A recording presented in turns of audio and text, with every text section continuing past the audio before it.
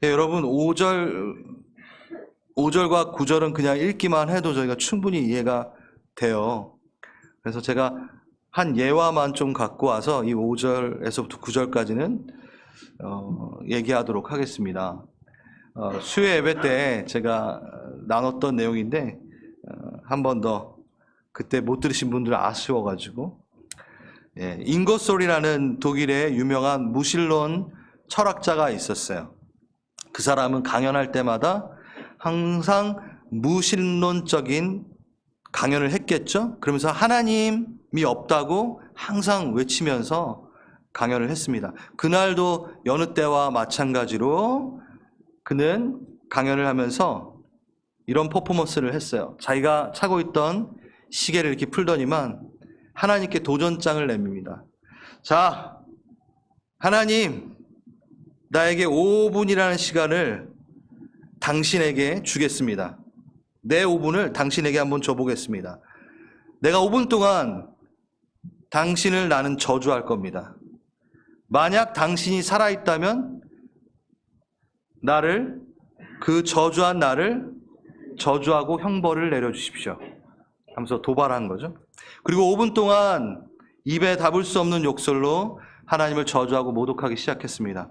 그 5분이 지났어요. 그런데도 자신에게 아무런 변화가 일어나지 않았습니다. 그러니 더욱 의기양양해서 사람들에게 말합니다. 여러분 보십시오. 이만하면 하나님이 존재하지 않는다라는 사실이 충분히 입증되지 않았습니까? 이렇게 얘기해요. 그때 강연장 뒤에서 한 노인이 앞으로 나와 얘기를 하기 시작합니다. 나는 하나님이 계신다고 믿는 그리스도인이요. 내가 감히 당신의 연설에 대해서 평가를 한다면 오늘 당신은 하나님이 존재하지 않는다는 사실을 입증한 것이 아닙니다. 단지 당신은 뭘 입증했냐면 당신이 하나님과 아무 상관없는 사람이라는 사실을 사람들 앞에 증명했을 뿐입니다.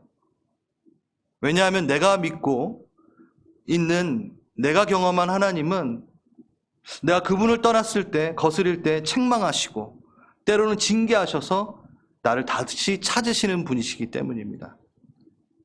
하나님은 그의 자녀를 그냥 내어버려 두시지 않으시고 찾으시는 분이시기 때문입니다. 징계하면서까지.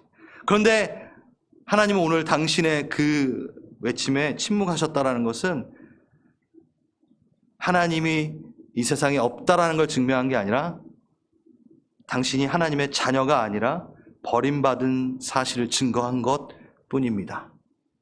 네. 5절과 9절을 충분히, 5절에서부터 9절까지의 내용을 충분히 이야기한 것 같습니다. 여러분, 주님의 징계가 없다면 여러분 의심하십시오. 여러분이 막 나가고 있는데 하나님이 아무 사인 안 보내신다면 오히려 위험하구나라고 더 생각하십시오. 이렇게 하나님의 침묵이 있습니다. 누구요? 하나님을 떠난 자들, 하나님을 아버지라고 부르지 않는 자들에 대해 하나님은 침묵하심으로 그 증거를 보이실 때도 있습니다. 그런데 이 히브리서 11장 안에, 12장 안에, 그리고 히브리서 전체의 내용 안에 하나님의 침묵을 맛보는 이들이 있었습니다. 바로 원독자들, 우리 이 히브리서를 읽는 유대인이었다가 그리스도인이 되었던 그들이 겪었던 하나님의 침묵이 또 있습니다. 그리고 지금 우리의 삶 가운데서도 동일하게 내 삶에 하나님이 침묵하시는 것 같은 그러한 시간을 보내시는 분도 있을 겁니다. 그래서 오늘 저는 이 부분에 대해서 좀 다루려고 합니다. 하나님의 침묵. 여러분, 성경에서 보면요, 출애굽 하기 전에 애굽에 있었을 때의 430년을 하나님의 침묵의 시간이라고 보통 우리는 이야기합니다. 들어보셨죠? 네. 하나님의 침묵의 시간, 애굽에서 종노릇하며 지냈던 그 시기, 아까 방금 말했던 그 떠난 자들의 침묵과는 좀 다른 침묵이죠. 언약의 하나님입니다. 언약의 하나님 왜 우리에게 침묵하셨는가? 이스라엘 백성들은 되게 의아해했을 겁니다. 수많은 기도를 했을 텐데 버려진 상태처럼 그 기간이 왜 있어야만 했을까 하고 많이 물었을 겁니다. 여러분, 언제부터 430년일까요? 구약의 배경을 좀 아셔야 되는데 이제 교회 처음 나오신 분들은 좀 죄송한 부분이 있네요. 야곱의 일가 그 70명이 가나안 지역에 있다가 애굽으로 내려갔을 때부터 430년인 거예요. 어디에서부터? 가나안에서부터 애굽으로 간 거죠. 기근이 들어서 야곱이 창세기 끝부분에 나오죠. 성경에서 가나안 족속, 이 단어가 150회 언급이 됩니다. 가나안이란 땅은 우리에게 많은 메시지를 주죠. 좀 더 구체적으로 표현한다면 여호수아에서도 그렇고 신명기에서도 그렇고 가나안을 표현할 때 뭐라고 표현하죠? 가나안 7족속이라고 많이 표현합니다. 그래서 우리는 가나안이 7족속이라고 알고 있어요. 그게 언제? 출애굽했을 때의 7족속이었어요. 자, 애굽에 들어가기 전에 야곱의 식구들이 있었을 때, 그 가나안에 있었을 때는 가나안 5족속이었습니다. 제가 한번 읽어드릴게요. 그 5족속은 M이라는 족속, 두려움이라는 뜻을 갖고 있고요. 르바, 강대하다, 거인 부족이에요. 수스라는 민족이 있었어요. 거인 부족이에요. 아낙 자손 들어보셨죠? 이건 거인 족속이에요. 다 거인이고 두려움이고 강대하고 이름이 다 그래요. 그리고 마지막 호리 족속. 근데 여러분, 이스라엘 백성이 꼭 징계와 같은 애굽의 노예로 있다가 하나님의 철저한 침묵 가운데 430년 후 있다가 가나안으로 돌아올 때는 몇 족속? 7족속으로 되어 있는데 제가 읽어드릴게요. 헷 족속, 가나안 족속, 아모리 족속, 여부스 족속, 브리스 족속, 기르가스 족속, 그리고 호리 족속. 여러분, 제가 이거 쓰면 더 쉬운데 지금 무슨 차이가 있냐면 앞에 말했던 5족속 중에 한 족속만 이름이 똑같고 남아있고 나머지 6족속은 다 새로운 이름이에요. 첫 번째 포인트, 가나안에 살고 있던 이 족속들이 사이좋게 우애 있게 잘 지낸 것 같은가요? 걔네들 이름이 다 거인이에요. 강대하다, 거인, 거인족. 이 거인족들끼리 싸웠어요. 합쳐지기도 하고 분리되기도 하고 또 외부에서 유입되기도 하고 또 싸우고 또 들어오고 또 분리되고 한 부족 남기고 호리족속 한 부족 남기고 다 바뀌고 다 섞이고 다 나눠졌습니다. 사라져버린 족속도 있습니다. 한 족속 남기고 이름이 다 바뀌었어요. 사라져버린 거예요. 이름조차 남지 않고 사라져버렸어요. 자, 이 시기에 만약 그대로 이스라엘이 그 야곱의 70인이 가나안에 있었다면 잘 버텼을까요? 아니요. 분명히 섞였을 것입니다. 나눠지고 유입되고 그것이 반복되고 반복돼서 이스라엘이라는 정체성은 아마 사라졌을 겁니다. 여러분, 이 시간을 버리신 시간이라고 이스라엘 백성은 생각할 수 있겠죠. 430년 동안. 근데 그 자체가 보호의 시기였음을 역사는 말해주고 있습니다.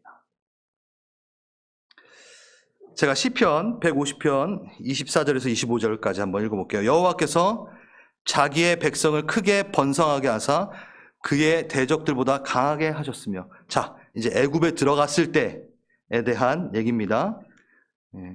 요셉이 총리로 있으니까, 그쵸, 대우가 맨 처음에 좀 좋았겠죠. 총리 가족들인데.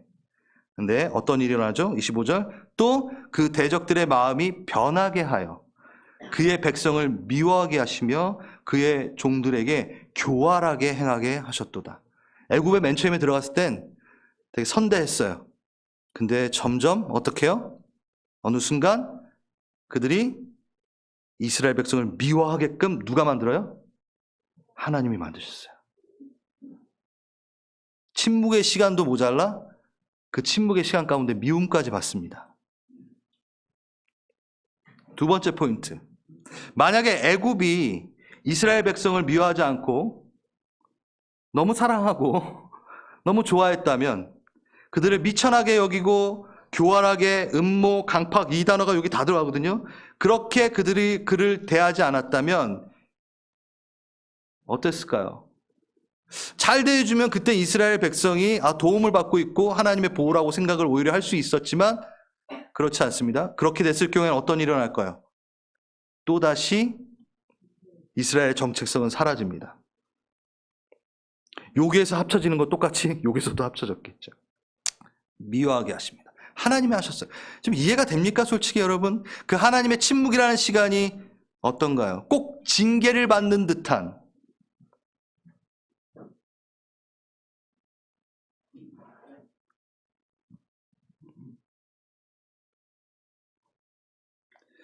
이것을 누가 이해하겠습니까? 그렇죠? 이 크신 계획을 어찌 알 수 있겠습니까?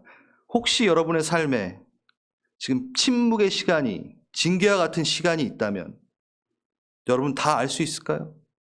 그 시간이 지금 어떻게 활용되고 있고 그 시간을 통해 하나님은 뭘 보호하고 있는지 여러분의 눈은 보진 못합니다. 하지만 하나님은 그 침묵의 시간에 그냥 침묵하고 계시지 않습니다.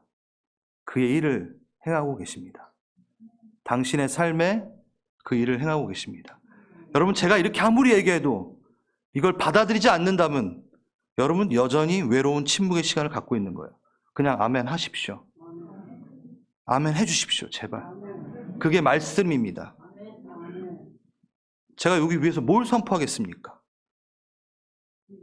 침묵의 아멘. 침묵의 시간이니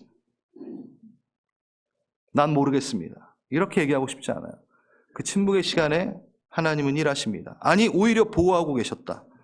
오히려 보호였구나 라는 것을 여러분 알게 될 겁니다. 하나님 침묵? 아니요, 여전히 일하십니다. 내가 상상하지 못했던 그 시점에도 버림받은 것이 아니라 그 시간에도 일하고 계시고 그는 결국 옳습니다. 창세기 46장 3절에서 4절까지 읽겠습니다. 하나님이 이르시되 나는 하나님이라. 애굽으로 내려가기를 두려워하지 말아라. 내가 거기서 너로 큰 민족을 이루게 하리라. 내가 너와 함께 애굽으로 내려가겠고 반드시 너를 인도하여 다시 올라올 것이며. 뭐요? 하나님 침묵했다고 저기 멀리서 관망하셨다고요? 내가 너와 함께 내려가겠다. 여러분, 능력을 가진 자가 기다린다는 게 얼마나 힘든 줄 아세요? 한 방에 해결할 수 있는 능력이 있고 힘이 있는데 그걸 참아야 되는 게 얼마나 힘든데요. 얼마나 응답하고 싶으셨을까요? 그런데 계획이 있으셨어요. 아까 말했던 그 계획이 있으셨던 거예요. 단순히 침묵이 아니라 무언가를 분명히 계획하시고 기다리고 계십니다. 뭘요? 시편 150편 43절에서 45절. 그 백성이 즐겁게 나오게 하시며 그의 택한 자는 노래하게 하시며 여러 땅들의 것들을 그들에게 주시며 민족들이 수고한 것을 소유로 삼게 하시며. 나올 때 다 갖고 나왔잖아요. 이는 그의 율례를 지키고 그의 율법을 따르게 하려 하심이니라.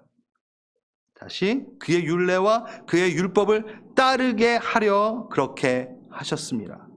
내가 생각하는 것과 차원이 다른 소유를 얻게 하신대요. 얻을 거예요, 여러분. 한껏 여러분이 웃게끔 하실 거예요. 여러분 웃는 거 하나님이 좋아하세요. 기뻐하세요. 그리고 그의 율법을 따르게끔 원하십니다. 왜요? 신명기 10장. 여호와께서 너에게 요구하는 것이 무엇이냐? 하나님은 하나님이 내가 오늘 너의 행복을 위하여 내가 명령한 명령과 규례들을 지키라. 누구의 행복? 하나님의 행복. 아니요. 우리의 행복을 위해 내 규례를 지켜라. 얘기하십니다.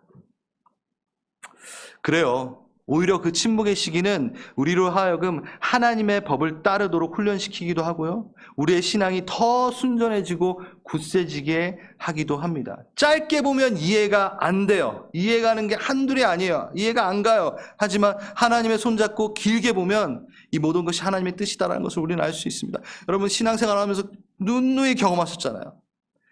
너무 불편하고 힘이 빠져요. 그런데 주님이 일하고 계셨다는 것을 우리는 뒤돌아보면 분명히 압니다. 분명히 위대한 일을 행하실 거야. 그래, 그분은 결국 오라, 나보다 더 오라. 그는 나와 함께 하셔. 여러분 그렇게 선포하십시오. 발자국마다 내가 돌아본 그 발자국마다 은혜였구나라고 여러분은 찬양하실 겁니다. 왜냐하면 그분이 우리의 믿음의 저자, 작가이시기 때문이죠. 저번 주에 했죠? 그분이 멋지게 우리의 신앙을, 그 신앙의 여정을 써주실 겁니다. 그에게 맡기십시오. 그래요. 꼭 징계 같아 보일 수 있어요. 하지만 의와 평강의 열매를 맺는다고 저번 주 9절에 나와 있었습니다. 여러분 바로바로 응답하지 않으므로 그분은 궁극적인 진짜 응답을 하시는 거예요. 싫어요. 바로바로 응답해 주세요. 이러시면 안 돼요. 궁극적인 응답이 뭐죠? 영생을 얻는 거. 유업을 얻는 거. 자, 이제는 이런 침묵의 시간에 그럼 나는 무엇을 해야 될까? 조금 더 구체적으로 말하겠습니다. 침묵의 시간, 어떤 이들은 믿음을 버리고 신앙의 경주를 스탑하는 시간이기도 하지만 우린 절대 그러면 안 되죠? 이럴 때일수록 언약을 붙들고 언약을 잊지 않고 믿는 것입니다. 그게 바로 언약 신앙이라고 합니다. 언약 신앙이 필요합니다. 언약 안에 거하면서 분명히 하나님이 이루신다라는 그 신앙이 바로 언약 신앙이죠. 그 언약 신앙이 뭔지를 또 한번 말씀드리겠습니다. 여러분 오늘 설교는요 제가 되게 나중에 아낄 만한 설교예요. 저 혼자 그렇게 즐거워하면 안 되고 정말 중요한 지금 교리적이면서도 아주 중요한 성경적 핵심이 들어가 있는 겁니다. 자, 언약 신앙 그건 뭘까? 여러분 창세기가 나오는 모세오경 아시죠? 예, 창세기, 출애굽기, 레위기, 민수기, 신명기. 예. 그래서 이렇게 창세기가 모세오경. 이 모세오경이 언제 쓰여졌을까요? 모세가 한날 한시에 막 이렇게 썼을까요? 그렇지 않아요? 왜냐하면 역사가 있기 때문에 오랫동안 쓴 거예요. 오랫동안 쓴 거예요. 그리고 모세가 언제 죽었는지도 나와요. 그러니까 계속 어떻게 오랜 시간 구전으로 전달되기도 하면서 문서가 겹겹이 쌓였을 거예요. 모세가 썼고 계속 쓰면서 몇 년, 1년 그 광야를 다니면서 또 쓰고 하면서 겹겹이 쌓였겠죠. 그리고 그 5권이 완성되고 본격적으로 이스라엘 백성에게 와 하면서 계속 읽게 되는 시기는 출애굽 때였을까요? 아니요, 그때 완성도 안 됐어요. 언제였을까요? 가장 활발하게 모세오경이 읽혀지고 창세기가 읽혀졌을 때. 학자들은 이럽니다. 바벨론 포로 시기 때 그 전후로 가장 많이 읽혀졌을 거다. 베스트셀러 뭐 이렇게 해가지고. 왜 그걸 가장 많이 읽히게 됐을까? 포로 시기 전후, 후는 누구? 에스라가 막 율법사들을 동원해가지고 말씀의 중요성을 막 알게 되고, 그전에는 말씀의 중요성을 몰랐어요. 그러니까 안 읽었겠죠. 그렇죠? 그 모세오경을 잘 이제 쌓아놔서 묶어서 이제 이스라엘 백성들이 읽기 시작합니다. 그때가 언제? 포로기 전후, 포로기를 맛보고 있는 겁니다.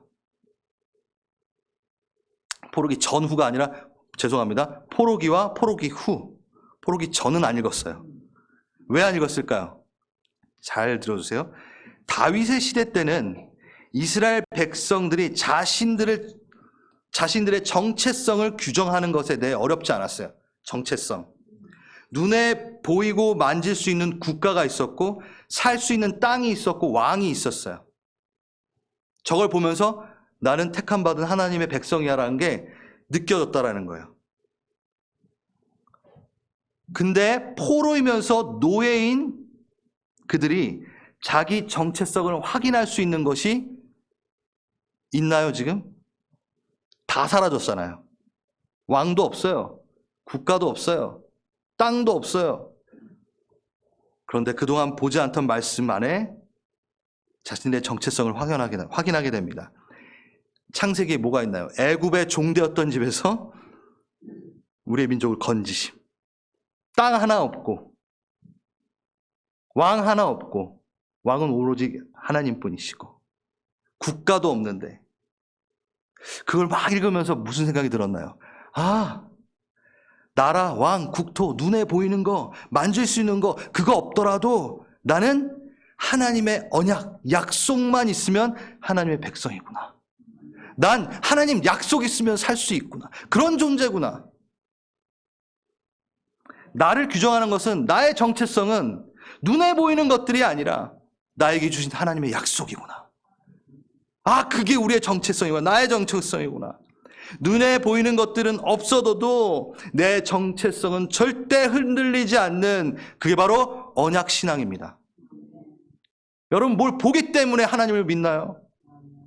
아니요, 그의 약속을 믿는 겁니다. 그게 언약신앙입니다. 당장 뭐가 해결되고 당장 뭐가 이루어지지 않아도 내 정체성은 거기에 있지 않고 하나님의 약속 가운데 내 정체성이 있다. 언약이 나다. 그게 바로 언약신앙입니다. 뭐라고요? 침묵의 시간에 언약신앙으로 여러분 사셔야 된다는 거예요. 다시 두 번째, 하나님의 침묵의 시간, 우린 또 어떻게 지내야 되는가? 12절에서 15절 읽겠습니다. 그러므로 여러분은 나른한 손과 나왔죠? 나른한 손과 힘 빠진 무릎을 일으켜 세우고. 여러분 잘 들으세요. 지금 침묵의 시간이고 징계의 시간이고 너무 힘들어요, 지금. 그런데 지금 12절에서 15절 하나님 어떻게 얘기하시나 보세요. 그러므로 여러분 나른한 손과 힘 빠진 무릎을 일으켜 세우고 똑바로 걸으십시오. 그래서 절름거리는 다리로 하여금 삐지 않게 하고 오히려 낫게 하십시오. 14절 모든 사람과 더불어 화평하게 지내고 거룩하게 살기를 힘쓰십시오. 거룩해지지 않고서는 아무도 주님을 보지 못합니다. 하나님의 은혜에서 떨어져 나가는 사람이 아무도 없도록 주의하십시오. 또 쓴뿌리가 나서 괴롭게 하고 그것으로 많은 사람들을 더러워지는 일이 없도록 주의하십시오. 여러분 침묵의 시간, 징계와 같은 시간 막 불나가지고 사람들 괴롭히지 마십시오. 오히려 사랑하십시오. 사람 괴롭히지 마십시오. 하나님 괴롭히지 마십시오. 거룩하게 사십시오. 여러분 지금 이렇게 힘든데 절면서 걸어가고 있대요. 절고 있대요. 지금 다리로 절며 삐지 않게. 징계의 시간, 아무튼 너무 불편해. 힘들어. 해결되지 않는 문제 계속 있어. 너무 힘들어서 죽겠어. 간신히 버티고 있는 사람한테 하나님 지금 뭐라고 하셨나요? 예수님 뭐라고 하셨나요? 모든 사람이랑 화평해라. 전혀 상관없는, 전혀 도움될 것 같지 않은. 무엇보다 거룩해라. 와우, 너무 야박하지 않나요, 여러분? 야멸차고 인정 없지 않나요? 지금 당장 버티기만 해라 라고 해도 좋을 텐데, 버티는 게 신앙이야. 제가 말 자주 하잖아요. 근데 하나님은 아니래네요. 물론 버티는 것도 신앙이죠. 근데 지금 하나님이 다 피하고 싶고 하던 거 다 내려놓고 싶고 사람들은 더더욱 보기 싫고 잠수 타고 싶고 자기 구석으로 숨고 싶고 하나님 침묵이야. 지금 뭐 하나 제대로 이루어지는 게 없어. 이럴 때 그는 사람들과 더불어 화평하라. 사람 더 만나라. 더 주어라. 거룩하라. 나를 닮아라. 내가 했던 거 해라. 여러분 하나님 항상 오르십니다. 결국 오르십니다. 화평과 거룩 틀림없이 이게 날 살리는 건 확실합니다. 전 이것을 세상이 이해하지 못하는 영적 비밀이라고 말하고 싶어요. 왜? 세상은 이걸 못해요. 여러분 TV 틀면 상담사들, 심리학자들 여러분 좋은 말 많이 할걸요? 근데 이런 말은 안 할걸요? 쉬어라. 네가 최고다. 그게 나쁘다라는 뜻은 아니에요. 하나님이 그 마음을 갖고 계시고 얘기하시잖아요, 항상. 그런데 그때 지금 하나님은 뭐라고 얘기하시냐면 지금 이걸 얘기하고 계신 거예요. 심리학자들, 상담사들 절대 권하지 않는 말들을 하고 계신다고요. 우리 주님 너무 심리학자, 사람 마음 몰라? 사람을 지으셨다니까요, 하나님이. 진짜 영적 아비는 이 말을 한다라는 거예요. 이 몸부림이 결국 나를 회복시킨다라는 것을 아시니까. 이 몸부림이 결국 나를 살린다라는 거예요. 자, 그렇다면 모든 사람과 더불어 화평하게 지내고 무엇보다 거룩함을 지키며 나아가라. 뭘까요, 이게? 여러분, 열왕기상에 보면요, 사르밧 과부에게, 여러분, 아무것도 없는 그 과부에게 엘리야가 와서 마지막 남은 가루와 기름을 달라고 합니다. 이거랑 똑같은 거예요. 벼룩의 간을 빼먹죠. 지금 하나님이 여러분의 벼룩의 간을 빼먹습니다. 여러분, 아무 힘 없는데 지금 내가 제일 불쌍하고 내가 제일 억울하고 내가 제일 도움을 받아야 되는데, 소외된 이유? 내가 제일 소외됐는데 뭘 도와? 지금 이 상태인 사람에게 고운 가루와 기름을 내놔라. 그게 하나님입니다. 저 아니에요. 전 못해요, 여러분. 여러분들한테 미움 사기 싫어요. 그래서 나 안 할 거예요. 근데 하나님은 하세요. 전 경험이 있습니다. 이게 이 비밀이 뭔지를. 여러분도 다 있으실 거예요. 여러분에게 그 경험이 있어요. 지금도 있어요. 들어요. 전 청년 시절에 제가 삶을 놓고 싶었던 때가 있었어요. 대학 시절에 한 번, 청년 시절에 한 번, 두 번의 자살 시도를 했던 사람입니다. 목사님, 자격이 있으세요? 이러지 마세요. 저 변화 받았습니다, 이제. 제가 그 어려운 시기에 저는 뭘 했냐면, 희한하게도 그 하나님이 다 뜻이 있었던 것 같아요. 용산에 가서 바퍼 그거 있잖아요. 피딩 사역. 그 1년을 했어요. 제가 살았어요. 뭔지 알 거예요, 여러분. 빈민 사역가 가지고 도배해 줬어요. 소녀 가장 그 집 다 쓸어가는 집 청소해 주고 팀이 있었거든요. 저희 교회도 지금 전 이 간증을 들었습니다. 본인이 너무 힘든 시기였는데 오히려 누군가를 중보하고 있을 때 자신이 회복됐다고. 너무 신기하다. 내가 오히려 기도하면서, 중보 기도하면서 내가 죽지 않고 내가 살았다고. 지금 자기 일 때문에 자기 기도하기 바쁜데도 중보했어요. 중보하라는 마음을 주셨대요. 울면서 같이 기도하니까 내가 낫대요. 이게 하나님의 방법이에요. 어제도 누구하고 이렇게 대화를 나눴어요. 자기 기도는 잘 안 하는데 중보 기도하면 그렇게 힘이 난대요. 맞아요. 아멘. 할렐루야. 지금 그걸 경험하고 있어요, 여러분 다. 근데 제가 좀 더 진하게 경험한 거를 말씀을 드리겠습니다. 제가 미국에 이제 코스타 아시죠? 거기 유학생 집회, 상당히 많이 이제 오랫동안 됐던 집회, 된 집회. 거기에 이제 제가 부분 강의로 이제 섬기러 갔어요. 근데 저녁 메인 강사님이 또 있잖아요, 따로. 그 기도의 시간에 일어난 일이에요. 저희 가족을 다 데리고 갔습니다. 오랜만에. 정말 오랜만에. 항상 저 혼자서 사역을 다녔는데 처음으로 다 데리고 간 것 같아요. 미국 코스타 시카고까지 운전해가지고. 여러분, 처음 오신 분들은 잘 모르시겠지만 저희 첫째 딸이 15번 유전자가 딜리트 되어 있습니다. 그래서 글로벌 딜레이가 있어요. 나이는 그렇다고 해도 나인 반 정도 수준밖에 안 됩니다. 인지, 운동 능력, 모든 게 떨어져요. 많이 걷지도 못해요. 근데 거기 유스 집회하는 데가 저희 숙소랑 너무 먼 거예요. 맨날 그걸 걸어갔어야 됐어요. 씻는 거 다 옆에서 도와줘야 되거든요. 이빨도 다 닦아줘야 되고. 그리고 또 이제 우리 첫째 딸이 2차 성징에 들어가가지고 다 관리해줘야 되고.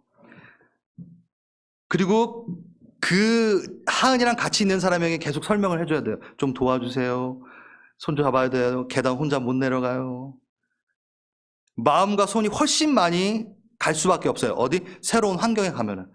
그런데 집회 거기도 뉴스 거기가 너무 멀고 그때 되게 더웠거든요. 여름에요. 땀 뻘뻘 흘려요. 그런데 거기에 정상적인 아이들이 다 있고 하은이, 왜냐면 저희 하은이는 항상 스페셜 클래스에서만 있으니까 잘 못 느끼다가 정상인 아이들, 그 유스 애들, 그 혈기왕성한 아이들 가운데 하은이가 딱 들어가니까 너무 비교가 되는 거예요. 저 어떤 생각이 들까요? 괜히 데리고 왔다. 괜히 왔다. 너무 힘들었어요. 왜냐면 너무 비교가 되고. 왜 우리 하은이는 아파야 되지? 왜 나는 정상적인 가정이 아닌 거지? 왜 우리 가정에 이 일이 일어난 거지? 난 이걸 왜 평생 가져가야 되지? 그동안 조금 이렇게 내려놨던 게 갑자기 터지기 시작하는 거예요. 그렇지 않나요, 여러분? 새로운 환경 가운데 들어가니까. 집에만 있으면 잘 몰라요. 우리도 인지를 못해요. 근데 터지기 시작한 거예요. 더 그 상황이 크게 다가왔어요.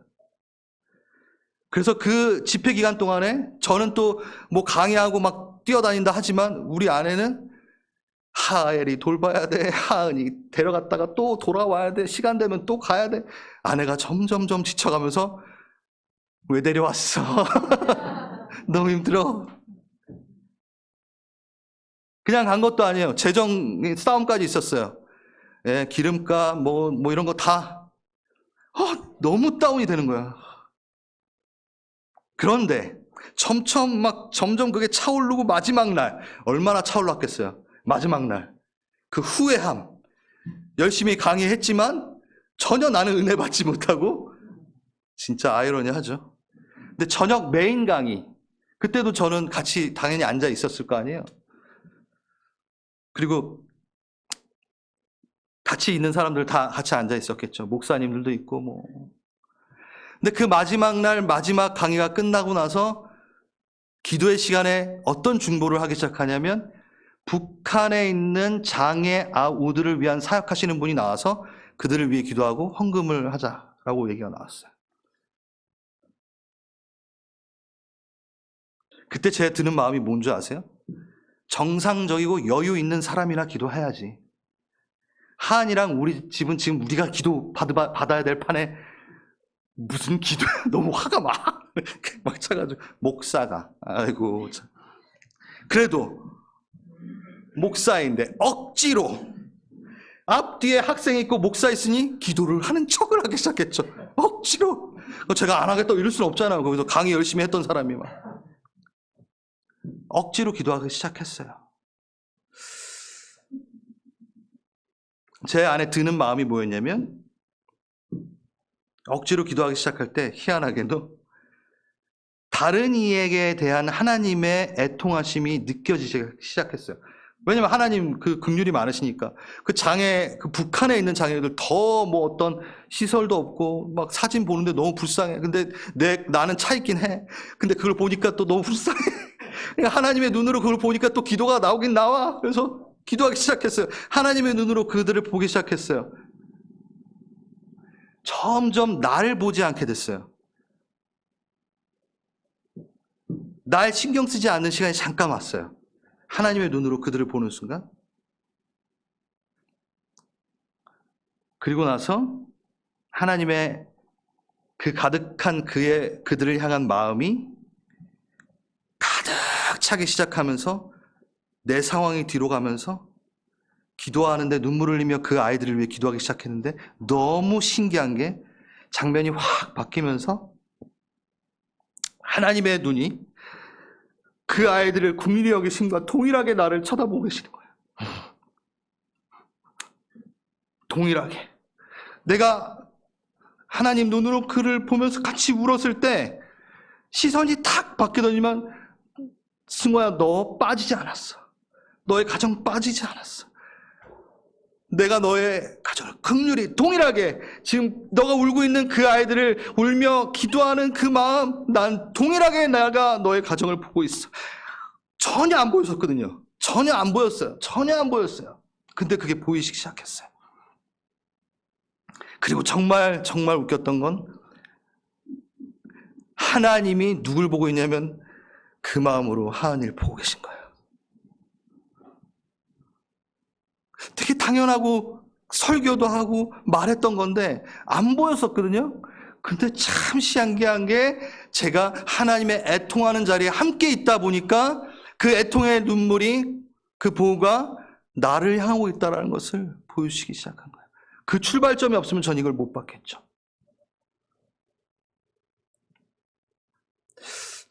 제가 오늘 말하고 싶은 건 그겁니다. 더불어 화평하라. 그리고 거룩하라. 지금 네 코가 석자인데 근데 너가 그거 하는 순간 네가 살아. 너가 힘을 얻게 돼 있어. 너의 정체성이야. 너가 그냥 주저앉아서 받는 걸로 사는 사람이 아니야. 세상이 말하는 그런 상담가가, 심리자들이 말하는 정도의 사람이 아니야. 나는 너를 구별하여 내 정체성을 심은, 그래서 나를 닮아갈 때 너가 사는 애야.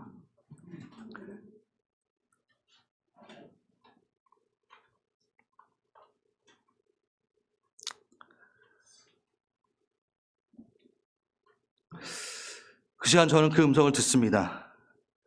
승호야, 내가 널 더 애통히 보고 있어. 승호야, 너가 하은이를 애통히 보는 것보다 나는 더 하은이를 너보다 더 애통히 보고 있어. 보호하고 있어. 가려졌던 내 눈과 감정과 지식이 열리기 시작했습니다. 타자를 위해 중보할 때 내 안에 하나님의 마음이 가득 차오르게 돼 있다라는 겁니다. 그때 비로소 하나님의 눈으로 나까지 보게 되는 결과가 있다라는 거죠. 춘묵의 시간이라 생각되는 그때에 이 몸부림은 우리를 살립니다. 우리를 주저앉게 하지 않습니다. 하나님의 임재를 깨닫게 하는 사건이 될 겁니다. 여러분, 하나님의 그 침묵의 시간에 버림받았다 생각하지 마십시오. 그가 결국 옳습니다. 그리고 그는 함께 하십니다. 너와 함께 애굽으로 내려가겠다. 그리고 함께 올라오겠다. 우리 그 하나님께 기도하는 시간을 좀 갖겠습니다. 오늘 이 시간엔 앉아서 기도하는 시간 가질게요. 우리 찬양팀 잠깐 나오시면